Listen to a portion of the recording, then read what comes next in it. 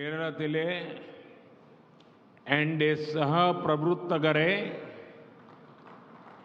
केरला के लोगों का प्रेम, उनका स्नेह हमेशा ही मुझे अभिभूत करता है।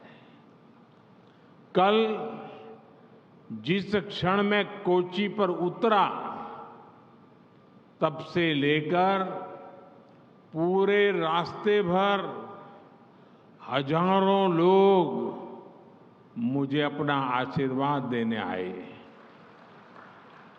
आज सुबह मैं गुरुवायूर और त्रिपायर मंदिर में दर्शन के लिए गया था। मंदिर के भीतर मैंने जनार्दन के आशीर्वाद की अनुभूति की और मंदिर के बाहर मुझे ईश्वर रूपी जनता जनार्दन के दर्शन हुए। हजारों की संख्या एक बार फिर लोग मुझे आशीर्वाद देने के लिए आए थे।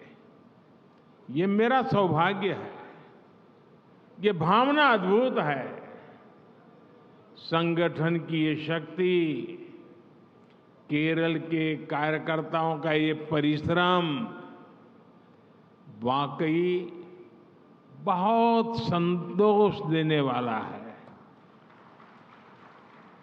കേരളത്തിലെ ജനങ്ങളുടെ ഇഷ്ടം, പ്രേമം, സ്നേഹം എന്നും എന്നെ അത്ഭുതപ്പെടുത്താറുണ്ട്.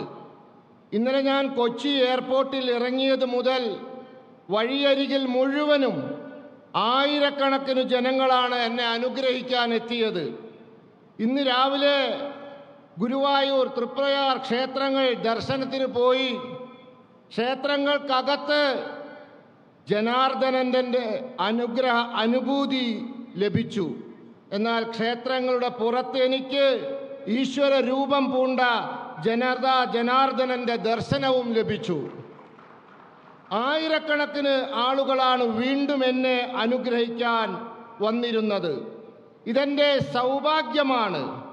ഈ വികാരം, ഈ ശക്തി, ഇത് അചിന്തിതമാണ്. ഇത് വളരെ അധികം സന്തോഷം എനിക്ക് നൽകുന്നു. കേരളത്തിലെ എൻ്റെ सहप्रवृत्तगरे केरला बीजेपी के कार्यकर्ताओं का सामर्थ्य कितना बड़ा है, ये हमने कुछ दिन पहले त्रिशूर में हुए नारी शक्ति सम्मेलन में देखा है। मेरा जीवन का बहुत बड़ा हिस्सा तो संगठन के कार्यकर्ता के तौर पर काम करते हुए ही बीता है। इसलिए अपने अनुभव से मैं कह सकता हूं कि इतना विराट सम्मेलन एक मजबूत संगठन ही करा सकता है। ये दिखाता है कि केरला में आप सभी कितनी अधिक मेहनत कर रहे हैं।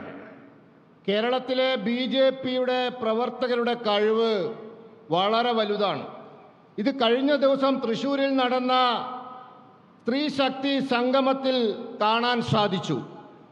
എൻ്റെ ജീവിതത്തിൻ്റെ വലിയ സമയം ഞാൻ സംഘടനാ പ്രവർത്തകരെന്ന നിലയിൽ പ്രവർത്തിച്ച് ചെലവഴിച്ചതാണ്. അതുകൊണ്ട് തന്നെ അനുഭവത്തിൻ്റെ വെളിച്ചത്തിൽ എനിക്ക് പറയാൻ സാധിക്കും, ഇതുപോലെയുള്ള വലിയ സമ്മേളനം അത് നടത്തണമെങ്കിൽ ഒരു ശക്തമായ സംഘടനയ്ക്ക് മാത്രമേ സാധിക്കൂ എന്ന്. ഇത് നിങ്ങൾ കേരളത്തിൽ എത്ര പരിശ്രമിക്കുന്നു, എത്ര അധികം പരിശ്രമിക്കുന്നു എന്ന് കാണിച്ചു തന്നു.